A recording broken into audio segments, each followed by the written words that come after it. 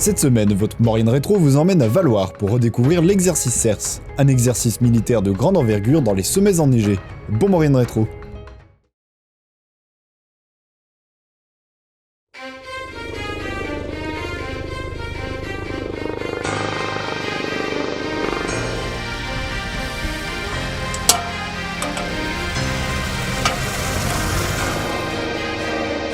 Comme chaque année, la 27e brigade d'infanterie de montagne organisait sa manœuvre à tir réel dans le grand champ de tir des Alpes, situé sur les hauteurs de Valloire.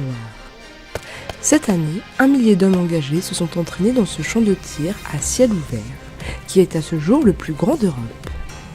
L'équipe de Maurienne TV s'est rendue sur place pour filmer au plus près des troupes cet exercice exceptionnel. Canons César, chars, mortiers, hélicoptères et autres armes de guerre étaient déployés pour cet exercice exceptionnel.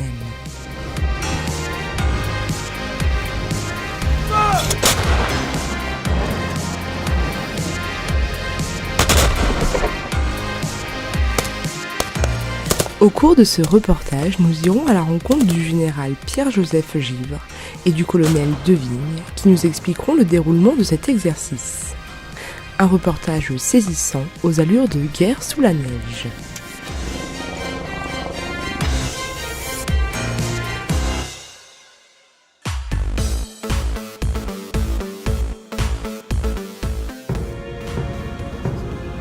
Le jour se lève à peine sur la station de Valloire, que c'est déjà l'effervescence au poste militaire de montagne du 2e régiment étranger de génie.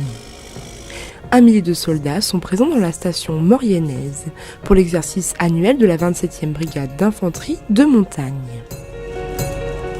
Oui, alors donc l'exercice CERS, c'est un exercice interarmé, ça veut dire qu'il convoque en même temps les unités de l'armée de terre et des unités de l'armée de l'air. C'est un exercice d'une semaine qui va déployer en gros 1000 hommes sur le grand champ de tir des Alpes, donc dans la région Valloire-Cers jusqu'au Briançonnais. C'est un exercice de tir à manœuvre ou de manœuvre à tir réel qui doit nous permettre de continuer à nous entraîner et puis parfaire nos savoir-faire de combat en montagne.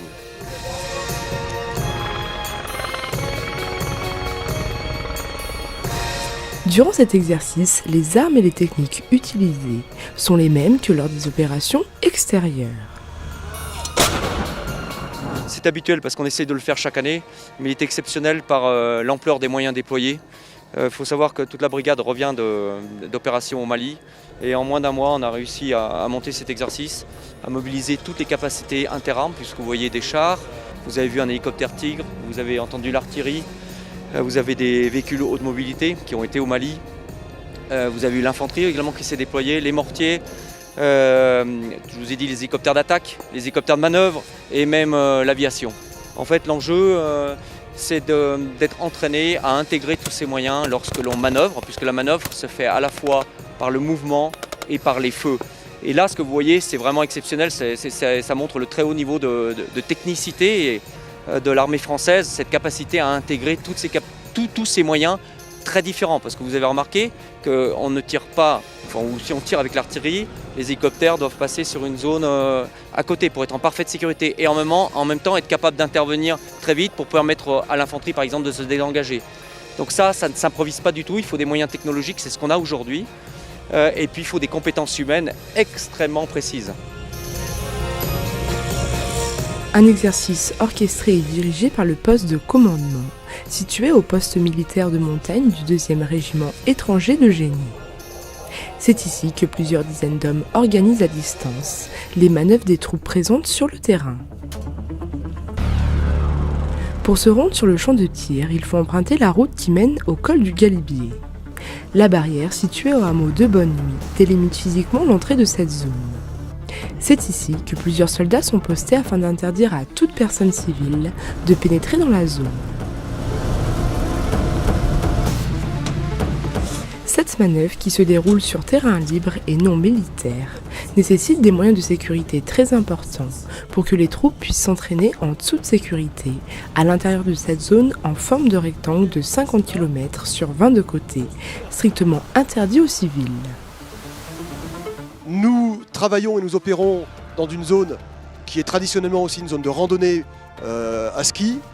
Donc tous les matins, nous faisons un check complet de la zone, c'est-à-dire qu'on fait passer un hélicoptère qui fait les crêtes et les cols du massif des Cerces, de manière à vérifier qu'aucun randonneur ne se trouve dans la zone, que l'arrêt préfectoral est bien respecté, et à partir du moment où on est certain qu'il n'y a personne, on ouvre le champ de tir.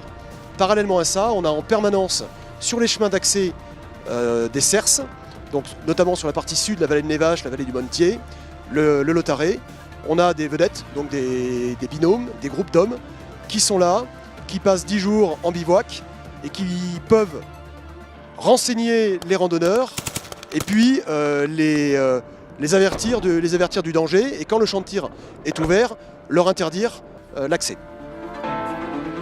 Notre visite débute par la découverte du canon César, une arme redoutable qui peut tirer à plus de 42 km. Pour l'exercice, sa portée est réduite à seulement 6 km. Une arme à la pointe de la technologie qui nécessite tout de même 5 soldats pour effectuer un tir qui est minutieusement calculé et programmé par toute une équipe.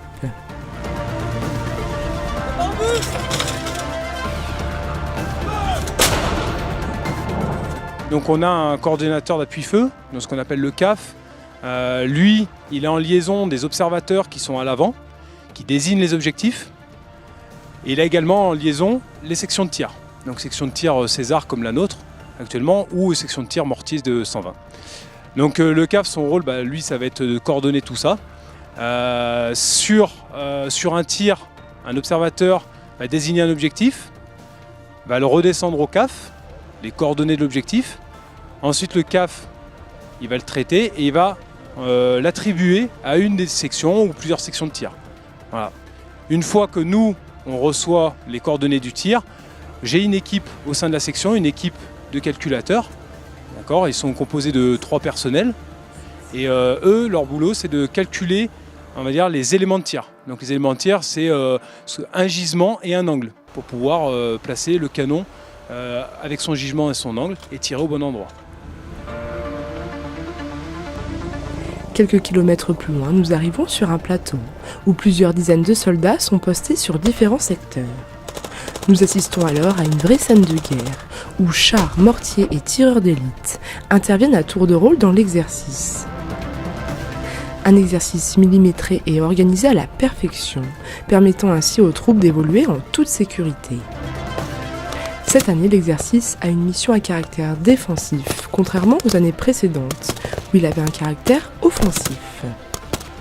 En début d'après-midi, c'est au tour de l'infanterie d'exécuter ces tirs. Oui, tout à fait. Donc là, il y a eu en fait un exercice par rapport à l'infanterie. Donc c'est une section qui a pu faire un exercice sur de la ciblerie qu'on installe en montagne pour pouvoir simuler en fait une attaque ennemie. Donc ils font une répartition des secteurs par rapport aux différents groupes qu'il peut y avoir sur le terrain, qui répartissent dans la profondeur, aussi bien entre 0, 100 mètres, 100 mètres, 200, 300 et ainsi de suite, pour éviter qu'il y ait tous les mêmes tireurs sur les mêmes cibles. Comme ça, ils ont la possibilité de balayer en fait tout le terrain qui est face à eux et détruire tout l'ennemi qui peut se présenter face à eux. Suite à cet exercice, les troupes partiront dans quelques semaines sur différents théâtres d'opération. Dès le début décembre, on a environ 1 millier d'hommes qui repartent sur l'opération Sentinelle jusqu'à début février. En février-mars, on a un groupement tactique qui part en Norvège pour une opération de l'OTAN, un exercice de l'OTAN qui s'appelle Call Response. Parallèlement à ça, on mènera certainement dans la région du Briançonnais, dans les Hautes-Alpes, nos patrouilles de combat hivernales. Et puis petit à petit, au printemps, on va se diriger vers 2 grands exercices. Notre période de préparation interarmes, où on ira dans les camps de l'Est de la France pour manœuvrer, et puis un exercice qu'on compte faire d'ici la fin du mois de septembre, qui est un exercice avec l'aviation légère de l'armée de terre, donc la brigade d'aérocombat, avec laquelle on travaille beaucoup, qui devrait se dérouler à la fin du mois de septembre.